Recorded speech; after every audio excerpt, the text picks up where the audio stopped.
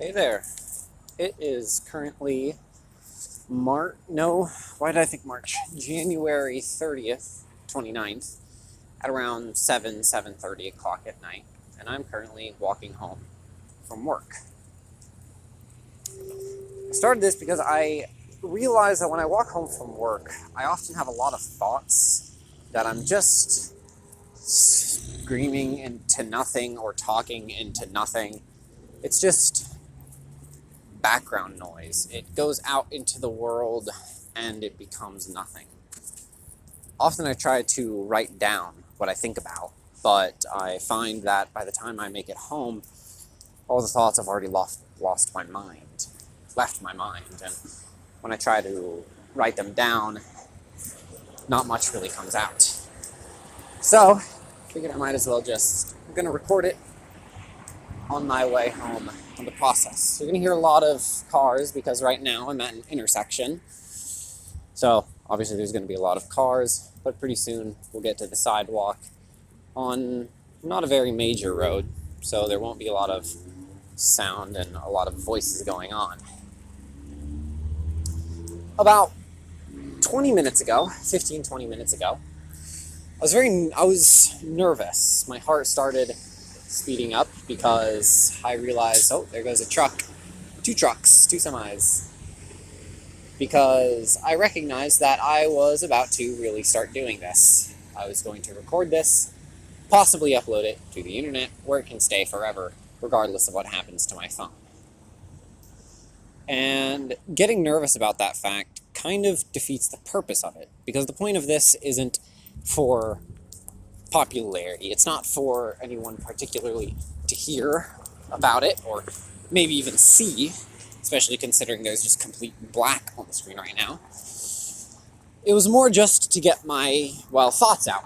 As I said earlier, it was just something that I can talk to. Kind of like a therapist, but never really one for therapy. I mean, why spend my money on something that's limited when I have, $50 a month for my phone bill, and I can just talk into a camera? Not even a camera, just a phone. It works. Well, I hope it works. We'll probably find out somewhere later down the line. My father, my dad, lost someone very close to him recently. And when he came back home from visiting where he was going, I'm not sure how much I want to divulge, if I do at all. It's not even my right to divulge information about that. He brought home a chest, and this big metal chest, I guess it's more like a crate chest, same difference, similar, but not the same, had memories, old phone books, old classmates and friends, old loves, family members, blankets, heirlooms, records. It had memories in it. And I realized that in the generation that I'm in, phones are kind of everything. Everything is on the internet. We don't have a paper phone book. I don't write down my contacts by hand. I just put them into my phone and then forget about it, and hopefully my phone doesn't break so I can keep all that information. And it made me realize that one day I am going to grow old and I am going to have these memories, and I may just have a kid, and I want to share things like this with them. I want them to understand that as I am, kids often see their parents as a bastion, I'd like to say. A pillar of everything perfect. They're infallible in knowledge and strength and everything. And as a child grows older, they start to realize more and more that their parents are just people going about their day-to-day life, and every moment is new to them. Every experience is new to them, just the same as it is for you as a kid. I hope that someday, down in my future, I do have a kid. Maybe a son, maybe a daughter, I don't know. But I hope that I get the moment to share these things with them, and they understand that I was a kid just like them once, who did dumb things and made stupid decisions, and I learned from them. Some I learned from, some I didn't. But all of them shaped who I am today and who I will be in the future. Maybe they'll see this or listen or hear or whatever, and they'll think, man, my old man really really is kind of like me. Really does just think. I think a lot. A person who thinks all the time has nothing to think about but thoughts. I don't know where that quote comes from, but it's a good quote. I realized somewhere down the line, as I talk to myself, that none of these words mean anything practical or anything useful. I can't go home and take these words and shape them into food to eat. These have no purpose other than getting what's in my brain out into the world, and maybe on a record that will be here forever. How nice of a thought that is. How nice of a thought. Thanks to this wonderful, wonderful little thing called the internet that most people know absolutely nothing about. Even the most simple, day-to-day little kid like me can be immortalized. This will go on forever. Unless, of course, some catastrophic events happens that shuts down all the internet across the world forever. Who knows? And even then, the information of what this once was has now touched the universe in one way. Positive or negative, or maybe not positive or negative. Maybe a completely neutral way. Maybe a way that doesn't mean anything at all. Maybe I'm just rambling, and this means nonsense to anyone listening. But to be fair, so did my writing, which is why I stuck to this. It's an easier medium to understand for people of the modern generation. Maybe I'll write down manuscripts, and so people can read that, and maybe they'll understand better what I mean. It is phenomenally dark. They're very distant lights. I feel no shame in showing them because, to be honest, who's going to know? The initial idea of, oh, there's a person passing by. Let me be quiet and polite. Or at least quiet. Sorry? Oh, sorry. They were also talking to someone else, and I thought that they were talking to me. That's embarrassing, but 100 different people have experienced it. 100 million different people have experienced that time and time and time and time again. And people will experience it in the past, and people will experience it in the future. It is not a unique experience. And yet, nonetheless, that experience was perfectly unique. Because not a single other person will have my exact perfect life with my exact perfect friends and my exact perfect family. And no one else will ever experience her exact perfect life and her exact perfect friends and her exact perfect family. That moment of hearing a stranger talk and thinking that they're talking to you while they were actually talking to somebody else, that in and of itself is not unique, not in the slightest. But that particular example of me as an individual speaking to her, or, well, hearing her as an individual talking to someone else and assuming that she was talking to me like a fool, that specific encounter with these specific people on this specific road will never happen again. That was impossibly unique. And yet at the same time, it wasn't unique in the slightest. Humanity is people are a lot like that. Everywhere you go, everyone you meet will tell you you're unique. They'll tell you you're special. They'll tell you you're perfect individual. You're an incredibly, perfectly unique individual. Because no one will think your thoughts, not perfectly, not exactly. No one will live your life, probably not even close to it. No one will have your same friends, and the people who have your same friends will not have your same family, and the people who have your same family will not have your same friends. Unless maybe you have a twin, but even then, you won't think the exact same. Similarly, maybe not the exact same. Unless, of course, there's some science that twins do think the same and that I know nothing about. Who knows? I sure don't, and I won't pretend that I do. But the fact of the matter is, every individual has a perfectly unique life, and therefore they are molded by perfectly unique experiences, and they, as the individual, then become perfectly unique. And that's what I'm getting at, is that even if everyone in the world is perfectly unique, then we're not necessarily unique in that aspect. I am unique. If somebody's listening to this, they're unique. If maybe this does go some decades down the line and my kid hears this, they will be perfectly unique. But everyone is perfectly unique. Is everyone unique at all if everyone's unique? I mean, the whole point of being unique is that you're one of a kind. The only one out there.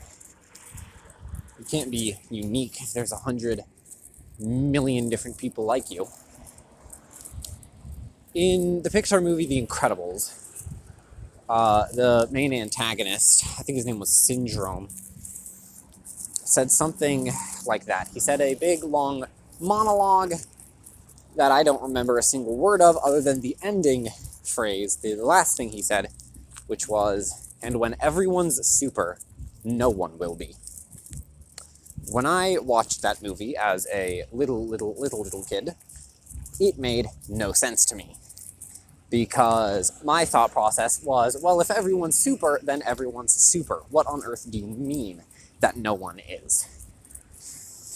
And, I gotta give credit to my younger self. That still makes sense to some degree, because at the end of the day, yes, everyone is super. Therefore, everyone is super.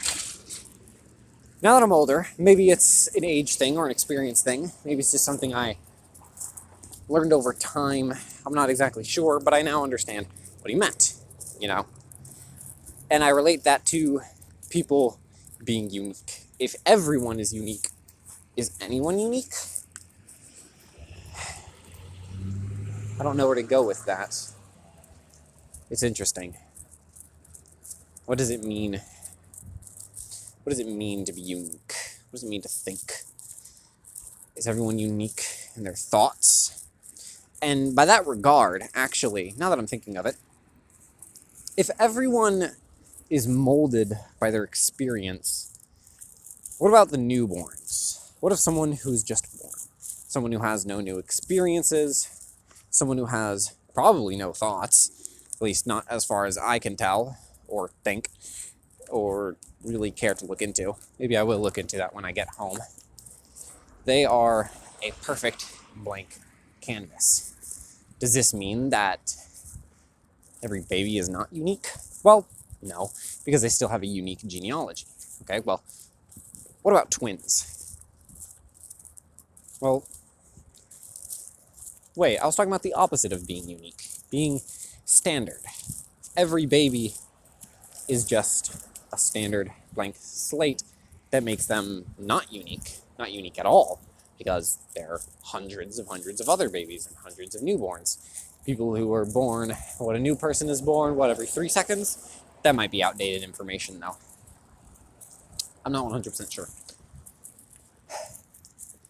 Are they a blank slate? Are they the only examples of humanity that are not individually unique? I don't really know. And that thought is going to bring me nowhere.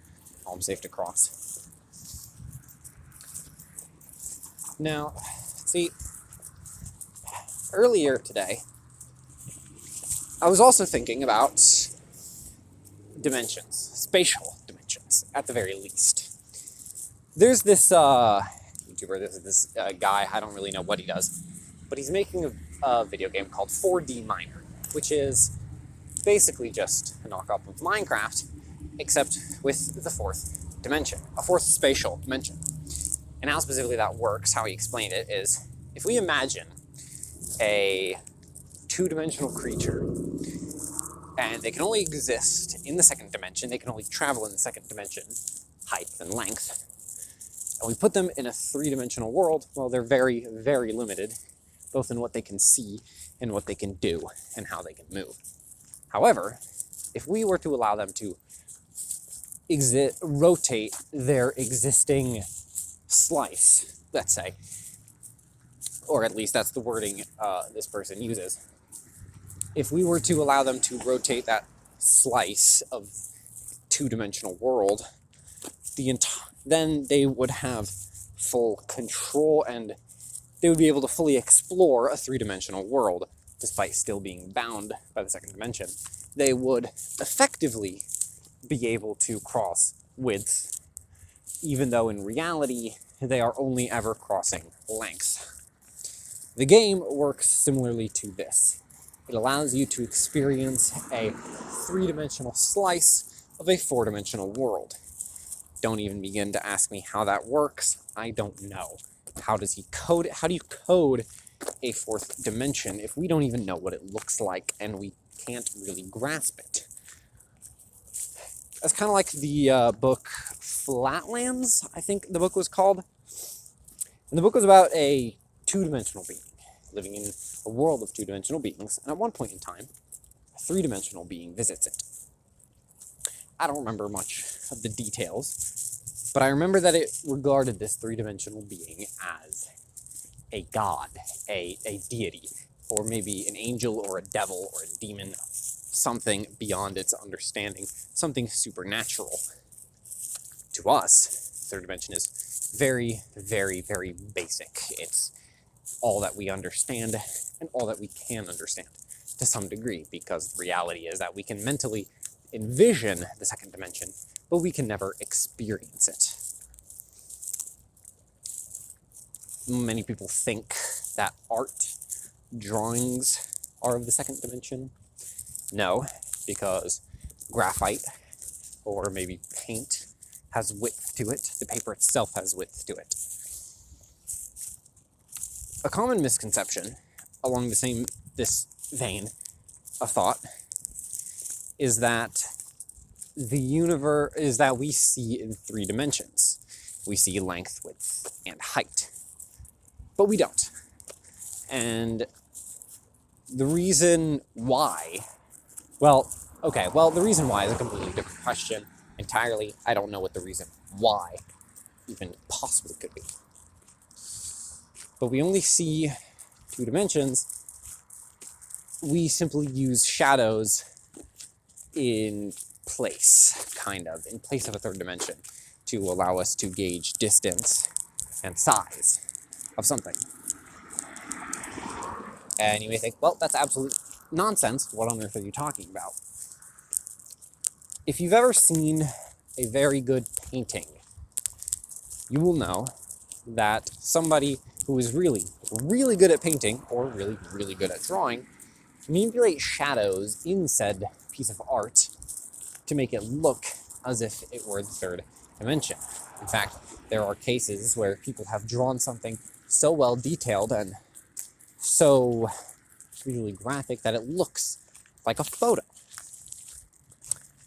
Well, by all regards, if we saw in the third dimension, this should be impossible, because we would immediately be able to tell that the width here is lacking, non-existent, or at least non-existent to the degree that it should be in such an image. That's how we see in the second dimension. And just as an artist uses shadows to make perspective easy to see, our brain does the same thing. Our eyes only see in the second dimension, and our brain plugs in the holes of where things should be in their size and their distance relative to shadow. That's why things without a shadow look very, very unnatural and unnerving. Oh man, I'm going to scrap this whole thing because I realize you can see my whole head. So I'm not bald, my hair is just short. But yes, I do have big ears. Now I lost track of where it was. Whatever. Another thing that piques my interest a little. Light. Light is strange. I don't know what I'm doing. This is going in the garbage. Light is strange. Light is a particle and a wave at the same time. It doesn't make any sense because nothing else in the universe, to our knowledge at least, is like that. Oh, right, I was talking about dimensions. I don't know where among dimensions I was talking, so that backtrack was for nothing. We know that light travels in wavelengths. That's one of the most basic sciences. That's one of the most basic concepts. Is why we see color, is because of the different wavelengths of light. But as we understand wavelengths, a wavelength needs a medium to travel through. It can't just exist. That's why sound doesn't travel in space. The sound is a wave, and the wave cannot travel because it has no medium to travel through. Light, however, is a little different, because if light were truly completely a wave, as we know that it is, then it would never be able to reach the Earth from the sun, because there is no medium in space for the light to travel through, for the wave to travel through, which means that light must be a particle, because it does not need a medium to travel. But if it's a particle, then how can it be a wavelength? If it's a wavelength, how can it be a particle? Well, we know that it's a wavelength because I don't remember I don't know the evidence specifically, but it's almost elementary knowledge that light travels in waves. Yet, we also know that light